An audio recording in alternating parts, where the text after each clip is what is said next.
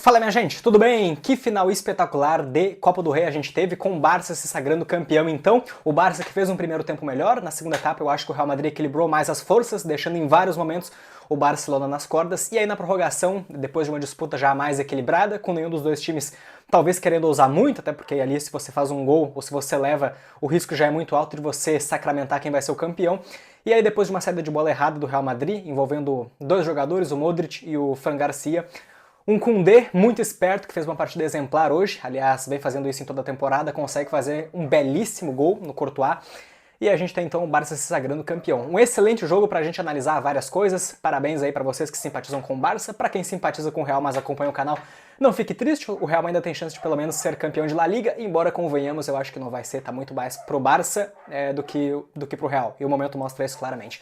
Vamos falar sobre isso então. Antes, conto aí com a sua contribuição, deixando o like, se inscrevendo no canal, ativando as notificações, compartilhando o vídeo, é a única ajuda que eu peço. Então bora falar dessa final de Copa do Rei, a primeira que o Barça ganha desde a era do Messi, lá em 2021, aquele 4-0 no Atlético de Bilbao, onde o Messi tinha feito 2 gols, né, enfim, melhor em campo. E hoje a gente tem novamente vários jogadores sendo personagens de uma partida muito boa de se assistir, um entretenimento puro. A gente tem um Lamine Yamal brilhando, um Koundé, o próprio Mbappé vindo do banco de reservas, a gente vai falar sobre isso, mas também alguns jogadores que, na minha visão, pelo menos, acabaram deixando um pouco a desejar, especificamente o Rafinha e o Vinícius Júnior. Acho que eles, infelizmente, acabaram não brilhando conforme a sua grandeza nessa partida, tá certo? Vamos começar, então, um pouco por ordem. O Barça que vem a campo, então, sem Lewandowski, machucado, com o Ferran Torres tendo que jogar como 9 e também sem o Baldé na lateral esquerda, jogando ali com o Gerard Martin. Todo mundo na dúvida se ele iria fazer uma boa partida ou não, e o Real, por outro lado, já se assemelhando um pouco mais ao que foi a formação da temporada passada, quando jogou sem um centroavante e jogando com 2 atacantes, né? Dessa vez com o Vinícius e com o Rodrigo repetindo uma dupla de ataque, sem Mbappé, que hoje ficou no banco, entrou no segundo tempo então, e foi importantíssimo também para essa remontada do Real na partida, quando começou a clarear um pouco mais as ideias.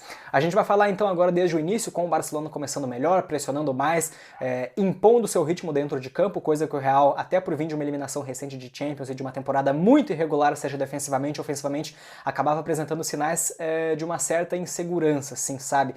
Muito aos trancos e barrancos, tentando fazer algumas jogadas, forçar mais na base da individualidade, era lançamento mais pro Vini correr, tentar fazer alguma coisa. O Vinícius, que como eu disse então, foi um dos jogadores que eu esperava mais, não conseguiu entregar nem no segundo tempo, nem no primeiro tempo, o que eu imaginava, talvez. Claro que no segundo tempo ele melhorou, assim como todo o time do Real, mas a gente vai chegar lá. No primeiro tempo, então, a jogada do Real se concentrava mais em tocar a bola pro Vinícius, ver o que poderia acontecer, o Bellingham no meio campo tentando também fazer algumas jogadas, tocando pros jogadores que estavam abertos, nesse caso, ou os laterais, ou especificamente, é claro, ali, o Vinícius, sendo aquele pilar principal do time do Real, mas que, como eu disse, então, veio numa noite apagada.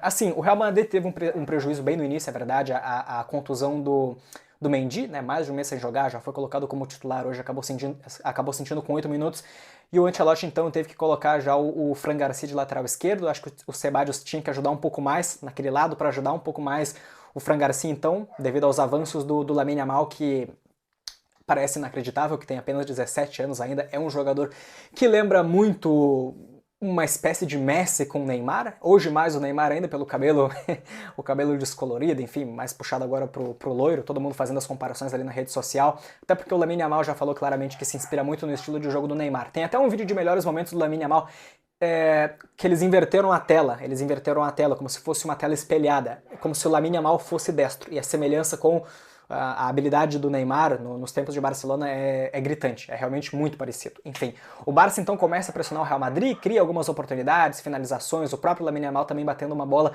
que passou rente à trave assim do Courtois, mais fraca. O Barcelona então teve um começo de jogo muito melhor, e aí consegue chegar num gol assim, com muito mérito também da zaga, da parte defensiva, né? O Cubarsí, caso vocês não lembrem, porque a gente lembra muito da parte da frente do gol, mas é o Cubarsí que impede um passe que deixaria o Vinícius na cara do gol, um passe muito inteligente do Bellingham.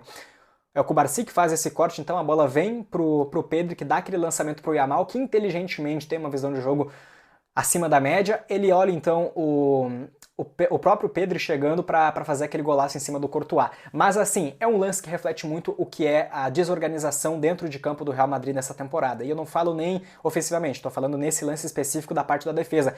Não tinha simplesmente ninguém naquela zona ali onde o Pedri bateu a bola. Tava tão claro de um jogador ver quem é que estava chegando. Não tinha ninguém ali. Todos os jogadores do Real Madrid olhando então para o Lamine Yamal, e naquele campo ali onde naquele campo dentro da área e até fora dela, onde o Pedri chegou finalizando, não tinha ninguém do Real para dar um bote, para tentar minimamente atrapalhar o Pedri. Golaço então, 1-0 pro Barcelona, que continua em cima, pressionando, indo para cima para ver se conseguia fazer um 2-0 ainda no primeiro tempo. Acabou não sendo possível. Até acho que o Ferran Torres também teve oportunidades ali, mas um jogo difícil pela imposição, que é, claro, um clássico como Barça e Real, mas com o Barça sendo notavelmente melhor na primeira etapa. À medida, então, que o jogo vira então, pro segundo tempo, o Ancelotti já começa a colocar o Mbappé, já tira o Rodrigo, que fez também um primeiro tempo muito apagado. Eu falei do Vinícius, mas o Rodrigo também hoje não conseguiu fazer uma boa performance no primeiro tempo, e não só o Mbappé, né? O Mbappé no intervalo, mas à medida do tempo ali, 10 minutos, ele já coloca o Modric, depois já coloca o próprio Arda Güler também. E o Real vai começando a se encontrar na partida. E o Barça vai começando a vir um pouco mais para trás e apostar mais nessa questão de contra-ataque. Mas assim, dando oportunidades para o Real que não podia dar. Só para não deixar passar também, a gente vai ter que falar dos lances polêmicos. Eu já avancei para o segundo tempo, mas no primeiro tempo teve um lance muito polêmico ali envolvendo o Valverde naquela jogada com o Ferran Torres, onde claramente bateu a bola na mão dele. Eu não sei aqui exatamente qual é a regra nesse tipo de situação, onde o braço dele está para baixo, ele está no ar. É uma bola que pega na mão, o VAR não chamou, aliás o VAR não chamou em vários lances, teve também aquele lance do Cubarsí dentro da área, ali rente à trave também, que poderia ter chamado pelo puxão que deu, e no final do segundo tempo, eu já vou falar agora de uma vez, também teve aquele lance do toque por baixo em cima do Ferran Torres envolvendo o próprio Rüdiger, coisa que o VAR não chamou. E o VAR chamou no lance onde o pênalti em cima do Rafinha acabou sendo anulado, né? Um lance no final do jogo que definiria ali quem era o campeão, né, no tempo regulamentar. Mas vamos seguir aqui então por ordem ainda, embora eu já tenha até feito esse contexto dos lances polêmicos para não ter que explicar sobre isso depois. O Real então começa a pressionar mais o Barcelona, indo para cima, especialmente naquele lado esquerdo que tinha dois jogadores, né? O Mbappé um pouco mais por dentro e o Vinícius um pouco mais por fora, naquele corredor esquerdo. Mas foi ali onde o Real começou a criar várias situações de perigo de gol em cima do Barcelona, com uma configuração de meio de campo mais organizada para dar oportunidade, um pouco mais de campo para esses dois jogadores correrem, nesse estilo que o Real Madrid adora fazer, de correria, correria, correria. Foi assim que quase fez um gol, o Vinícius cruza e a zaga acaba cortando. Mas assim... E aí depois a gente tem o lance onde o De Jong, né, que faz a falta em cima do Mbappé, que, cara, tinha ali uma cobertura, mas a chance do Mbappé fazer aquele gol também era um pouco alta, né? Muito próximo da área. E aí o Mbappé, com categoria, já é o segundo gol de falta que ele faz pelo Real Madrid, e o segundo na carreira também, se eu não estou enganado, o Mbappé não batia falta no Paris Saint-Germain. O Mbappé faz aquele gol então num Chesney que armou a barreira, mas se posicionou mais no meio do gol também, né? Já esperando que o Mbappé fosse bater, quem sabe, por cima da barreira, ele acabou batendo no canto do próprio Chesney. E a bola bateu caprichosamente na trave, acabou sendo o gol do Real naquela altura, 1-1. E o Real indo pra cima, então, não conseguiu se saciar com aquele empate de 1-1, foi pra cima, ainda continuou colocando o Barcelona mais pra trás e conseguiu chegar no seu segundo gol ali no cruzamento do Arda Güler pro Tchouaméni fazer aquele gol de cabeça, virando o jogo. Ali enfim, uma pane defensiva do Barça que não conseguiu cortar aquela bola, né? O Tchouaméni vem com impulsão e acaba cabeceando sem chance pro Chesney. 2-1 pro Real, então, que ainda continua em cima, mas o Barça construindo ainda algumas oportunidades, apostando muito no que era o Lamine Yamal e tendo duas chances com o Rafinha, que, como eu disse também, eu falei do Vinícius, que era um jogador que eu tinha enorme expectativa para esse jogo, junto com o Rafinha, mais o Rafinha pelo momento, que vem fazendo, e toda a expectativa do Rafinha ganhar a bola de ouro nessa temporada. O Rafinha, então, teve duas oportunidades, assim, boas, se não são extremamente claras, ao seu ver, mas oportunidades muito boas de fazer alguma coisa melhor. Uma com o Lamine Yamal puxando e tendo também a oportunidade até do próprio Rafinha tocar de volta para ele, mas ele acaba finalizando para fora, buscando aquele outro canto do Courtois, e depois também novamente um contra-ataque, dessa vez com o Lamine Yamal mais atrás, o Rafinha tinha um pouco mais ali de campo, quem sabe, para finalizar, acaba finalizando da mesma forma. Duas oportunidades praticamente idênticas, oportunidades gêmeas que o Rafinha teve de fazer alguma coisa um pouco melhor naquele corredor, mas acabou não conseguindo, enfim. E outras jogadas também, até que o próprio Rafinha teve a oportunidade de cruzar, de fazer um contra-ataque, aquele passe rasteiro que costuma acontecer pro Lewandowski, ou até pro Yamal também, cortado pelas zagas, talvez ali por uma falta de... Enfim, a coisa não deu certo pro Rafinha hoje, né? Não conseguiu fazer um jogo tão brilhante como a gente se acostumava a ver dele especificamente nessa temporada. Mas, assim, por mais que o Real Madrid tenha melhorado consideravelmente na segunda etapa, não anula o fato de que o Barça, por mais que tenha ficado boa parte do segundo tempo na defesa, não significa que não saiu pro jogo, que não tentou buscar o seu segundo gol. E foi através de um lance, como eu disse, assim, num contexto mais puxado para um contra-ataque do que para uma jogada trabalhada, que conseguiu fazer o gol de empate, se encaminhando pro final do jogo com o Ferran Torres. Num lançamento do Lamine Yamal, que chega à sua segunda assistência na partida e, cara, como eu disse, é literalmente um fenômeno, o Ferran Torres então consegue driblar o Courtois e chutar de uma maneira assim quase que chorada, né? O Rudiger não chega a tempo para o Barcelona empatar o jogo em 2-2. E aí, para não deixar passar também, o Koundé, como eu disse, fez um belíssimo jogo, o Bellingham também acho que dentro das possibilidades, embora o gol que ele tenha feito também estava impedido, né? Mas assim, é um jogador que não se escondeu, que procurou bem a partida, né?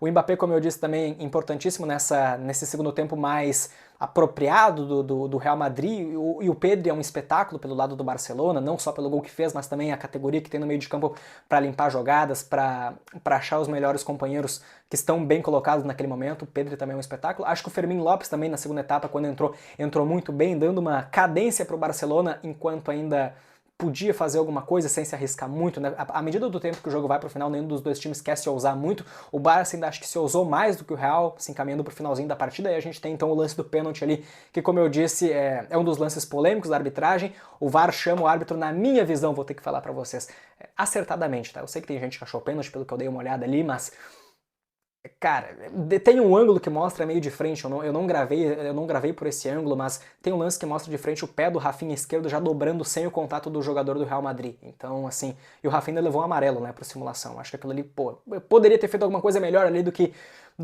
procurar aquele tipo de contato pra cavar uma penalidade. Era um lance que se o Barça consegue fazer o gol, definiria de vez, né? Já tinha até extrapolado o tempo dos acréscimos.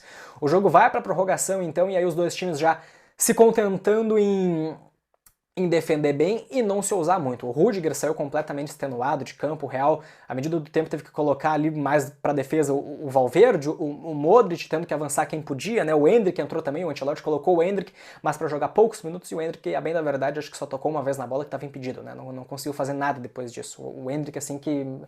Pô, coitado do Endrick, né? O Ancelotti colocou ele já faltando tão poucos minutos para acabar, e o Real já estava muito mais numa fogueira danada para ver se conseguia fazer alguma coisa. Acho que também faltou ali uma oportunidade maior pro Endrick. A prorrogação se consiste também em lances onde o Real levou algum perigo, o Barça também, mas assim, claro que o lance mais capital é se encaminhando para o final, né, gente? É o gol, não tenho que se alongar falando de prorrogação sem ser o lance que determinou tudo, né? Se encaminhando para o finalzinho dessa segunda parte, então, da prorrogação, um lance onde o Modric...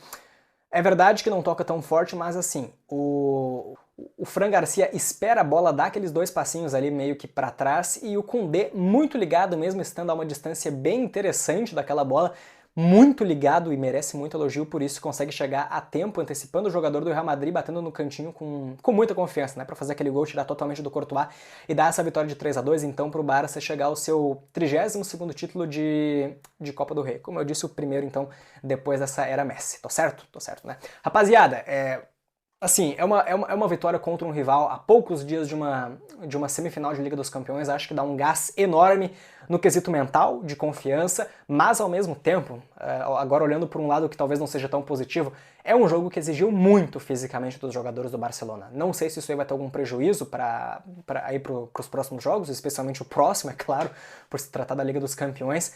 Ainda mais contra uma Inter de Milão que é muito física, então talvez o Barça tenha algum prejuízo, tenha algum preço a pagar por ter feito um jogo fisicamente muito intenso, muito extenuante, muito cansativo hoje. Mas, cara, dentro de um contexto de que o time ganhou um caneco, levantou um troféu em cima do maior rival, eu acho que isso é o que faz o futebol valer muito a pena, né? Especialmente pra quem tá lá dentro de campo, tá certo? Rapaziada, é basicamente isso então que eu tinha pra falar com vocês. Novamente, parabéns aí quem simpatiza com o Barcelona. Quem torce pro Barça, então, deve estar muito feliz hoje. Rapaziada, isso aí então. Se gostou do vídeo, deixa o like, se inscreve no canal. Tamo junto e até a próxima.